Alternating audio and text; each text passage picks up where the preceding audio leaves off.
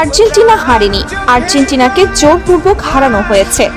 Messi match শুরুর আগে কেন বলেছিলেন, যা হয়েছে সব ভুলে যাও?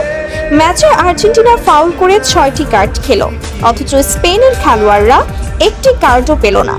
রদ্রি কোনো গোল বা অ্যাসিস্ট না করে কিভাবে গোল্ডেন বল পেলেন? এবার ফাইনাল ম্যাচ নিয়ে ফিফার দিকে আঙুল তুললেন সাবেক জার্মান ফুটবলার টনি ক্রুস।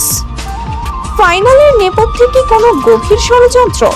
আর্জেন্টিনার হার নাকি এক সাজানো নাটক?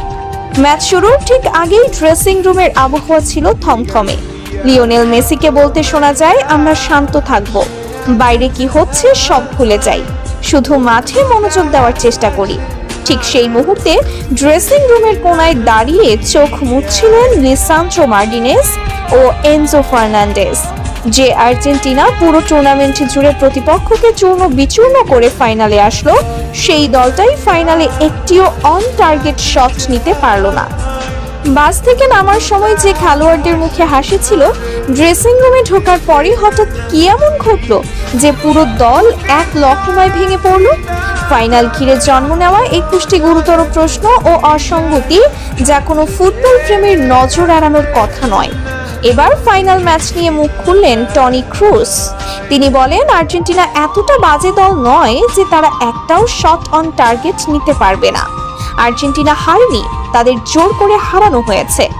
রেফারি তাদের বিপক্ষে ছিল। ফিফা চায়নি তারা টানা দুবার কাপ জিত। হয়তো ইউরোপীয় ইউনিয়নের চাপে আর্জেন্টিনাকে হারানো হয়েছে। তা না হলে মেসি বলতো না, আমাদের সব ভুলে যেতে হবে যা হয়েছে।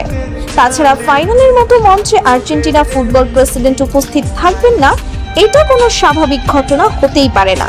কোনো এক অদৃশ্য চাপে আর্জেন্টিনাকে চক্রান্ত করে হারানো হয়েছে।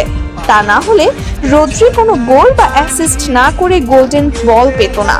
তারা চায়নি আর্জেন্টিনা কোনো অর্জন নিয়ে দেশে ফিরুক। ম্যাচে আর্জেন্টিনার 25টি ফাউলের বিপরীতে 6টি কার্ড দেখানো আর স্পেনের 21টি ফাউলের বিপরীতে কোনো কার্ড না খাওয়াই প্রমাণ করে রেফারিও তাদের বিপক্ষে ছিল।